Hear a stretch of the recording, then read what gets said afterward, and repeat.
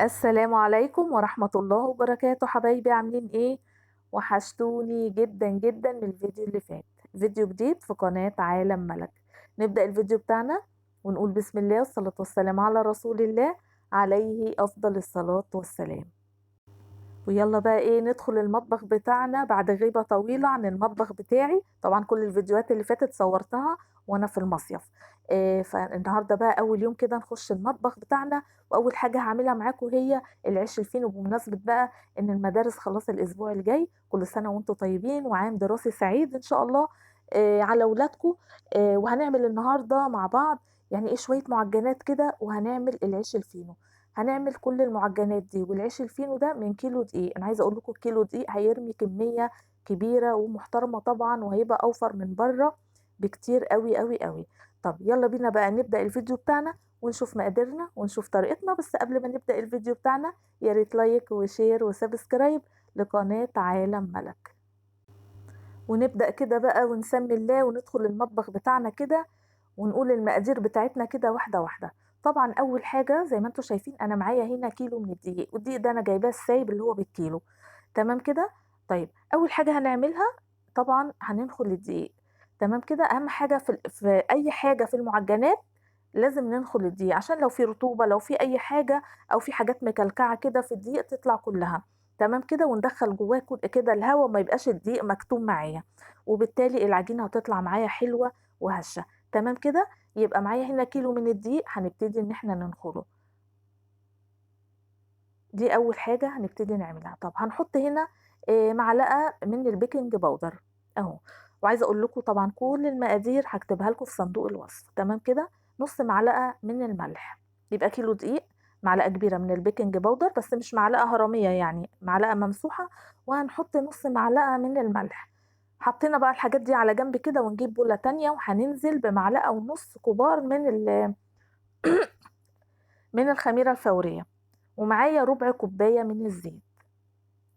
تمام كده. يبقى معلقة ونص من الخميرة الفورية، نص ربع كوباية من الزيت، ومعلقتين كبار من السكر. وهنحط معلقة من الخل، وندوب الكلام ده كله مع بعضه، وهنزل عليهم بشوية مية اهو. ونقلب الكلام ده كله على بعضه عشان كله يدوب كده في قلب بعضه اهو. ناخد بقى الخليط اللي احنا دوبناه ده كله وننزل بيه على الدقيق بتاعنا اهو. ونقلب الكلام ده كله وننزل بقى بالميه بتاعتنا، والميه تكون دافيه ما تكونش سخنه. يعني اهم حاجه الميه ما تكونش سخنه عشان ما تموتش الخميره. الميه تكون دافيه زي دمع العين كده. هننزل بقى بالميه بتاعتنا واحده واحده، ونبتدي نلم العجينه بتاعتنا. طبعا انا مش هقدر اقولك هو اخد ميه قد ايه، لان كل عجين بيختلف عن التاني. يعني في عجين بيشرب سوائل وفي عجين ما بيشربش سوائل. فانت واحده واحده كده تنزلي حبه حبه بالميه لحد لما العجينه تلاقيها لمت معاكي وبقت كتله واحده. وتلاقي بقى الطبق معاكي اللي انت بتعجني فيه نضف كده وما فيهوش اي ايه عجين لازق فيه اهو. وبعد كده هننزل بقى بيه على الرخامه وهنعجنه كويس جدا من 5 دقايق ل7 دقايق. دي اهم حاجه، ان احنا نعجنه كويس جدا لحد ما تلاقي العجينه معاكي تبقى ناعمه زي كده بالظبط اهو. هنا عجنته، يعني قعدت حوالي 5 دقايق اعجن فيه. هنسيبه بقى كده ايه، نغطي عليه ونسيبه يخمر يعني حوالي ربع ساعة اهو. بعد الربع ساعة ما عدت بصوا بقى خمر. وعايزة اقول لكم هو كان عايز يعني طبق اكبر من كده. يعني هو من كتر ما خمر لزق في الصينية، فهو كان عايز طبق اكبر من كده، كان هيطلع بقى براحته بقى. المهم العجينة بتاعتنا خمرت، هنبتدي ننزل بيها بقى ايه على الرخامة، ونبتدي ان احنا نشكلها بقى كور صغيرة يعني. هنشكلها كده بكورة بحجم البيضة او اكبر شوية، يعني اكبر من البيضة. يعني ايه اهو زي ما انتم شايفين بالشكل ده. بصوا الحجم بتاعها عامل ازاي. طبعا هنشكلها وبعدين نحطها في صينية ونغطيها عشان الوش بتاعها ما ينشفش، ونسيبها يعني حوالي 10 دقايق. وممكن ما تسيبهاش كمان 10 دقايق، يعني على ما تشكلي هترجعي للي انت شكلتيه الاولاني في الصينيه الاولانيه، تبتدي اللي انت تشتغلي فيه على طول، لان هو هيخمر بسهوله، لان اليومين دول الجو حر. تمام كده. بس طبعا عايزه اقول لكم بقى على حاجه، ان العيش الفينو ما بتعمليه في البيت والله ما بياخد ولا وقت ولا مجهود. يعني أنتِ لو يوم جمعة كده، يوم أجازة ولادِك ولا عندهم دروس ولا هتنزلي من البيت، تقفي تعملي لِك كيلو دقيق. أنا متهيأ لي الكيلو دقيق ده هيكفيكِ يعني إيه أسبوع، أو نقول نُص أسبوع، يعني على حسب أنتِ ولادِك قد إيه. ممكن تعملي 2 كيلو، ممكن تعملي كيلو ونُص، يعني على حسب ما أنتِ بتستخدمي، بدل ما تشتريه من برّه. يعني أنا عايزة أقول لكم أنا جايبة الكيلو دقيق ده ب16 جنيه.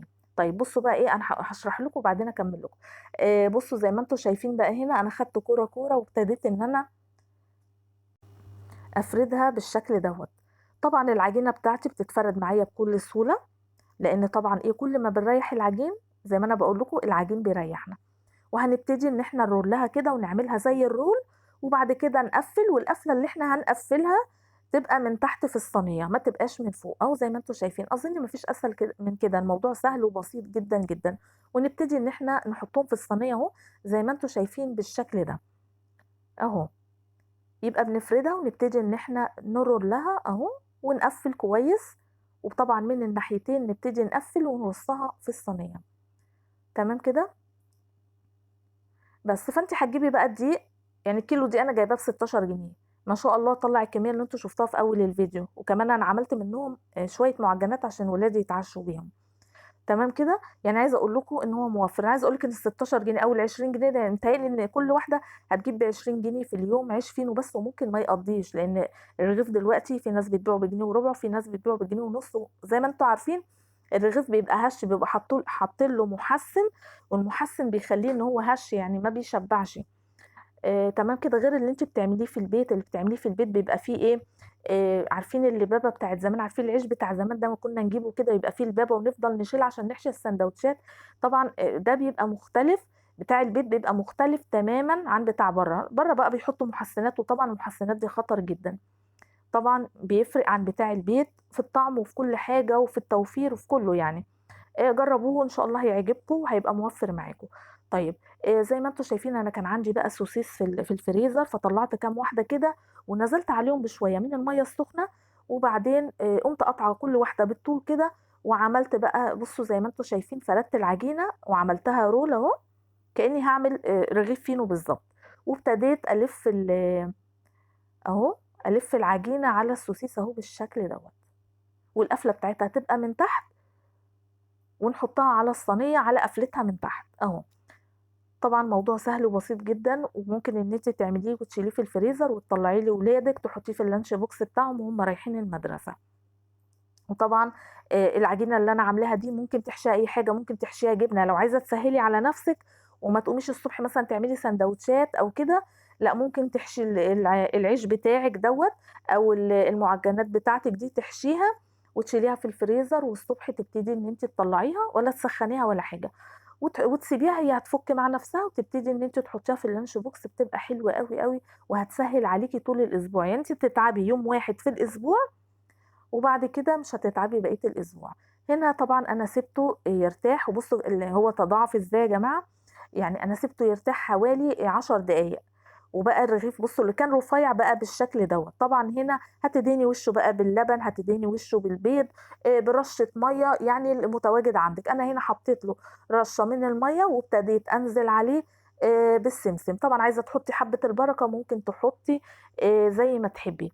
أهو، إحنا بنحط هنا المَيّة، ممكن تحطّي بقى ببخاخ أو تحطّي بفرشة تدهني الرغيف بتاعِك، عشان خاطر لمّا نحط السمسم بتاعنا ما يُقعش ويثبت لمّا نيجي نحطّه يثبت مع رشة المَيّة دي.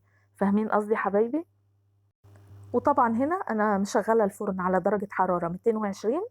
طبعًا دي معجنات فلازم تاخد درجة حرارة عالية. حاطّاها يعني مشغّلة الفرن على درجة حرارة 220. طبعًا مش هادخّل العيش دلوقتي خالص إلّا لمّا الفرن يسخن خالص، وبعدين أبتدي أنزّل العيش بتاعي على الشبكة اللي تحت، تمام كده، وبعد لمّا ياخد لون من تحت أبتدي أطلّعه على الشبكة اللي فوق، تمام كده حبايبي. بس الموضوع سهل وبسيط جدًا، جدًا. وهنا المعجنات بتاعتي دي اللي بالسوسيس حطّيت بقى إيه، سمسم وحطّيت حبّة البركة، أهو زي ما أنتم شايفين بالشكل دوّة، أهو. هاخدهم بقى وهاسويهم وهادخّلهم الفرن. وهنا بعد ما طلّعتهم من الفرن، وأول حاجة تعمليها أول ما تطلّعيه من الفرن تنزلي عليه بالبخاخة كده زي الإفران بالضبط بيعملوا كده، اول ما بيطلعوا العيش الفينو يرشوا عليه بالبخاخه فيها ميه اهو بالشكل دوت عشان خاطر يبقى طري، وبعدين هتاخديه وتقومي حطاه في طبق او حطاه في صينيه وتبتدي ان انت تغطيه بفوطه نظيفه عشان خاطر يطرى معاكي. تمام كده حبايبي، ودي المعجنات اللي انا عملتها، بصوا شكلها ازاي، شكلها حلو، شكلها حلو ازاي، حلو قوي قوي قوي. وطبعا العيش شايفين الكميه قد ايه، يعني كل اللي انا عملته ده بكيلو من الدقيق، شايفين التوفير. بكده بقى نكون خلصنا الفيديو بتاع النهاردة، ويا رب الفيديو بتاع النهاردة يكون عجبكم، ويا رب الفيديو بتاع النهاردة يكون خفيف على قلبكم. ما تنسوناش بقى بدعواتكم الحلوة، تنسوناش في اللايك والشير والسبسكرايب. ولو أول مرة تشوفيني ما تنسيش تشتركي في القناة. أشوفكم على خير في فيديو جديد، والسلام عليكم ورحمة الله وبركاته.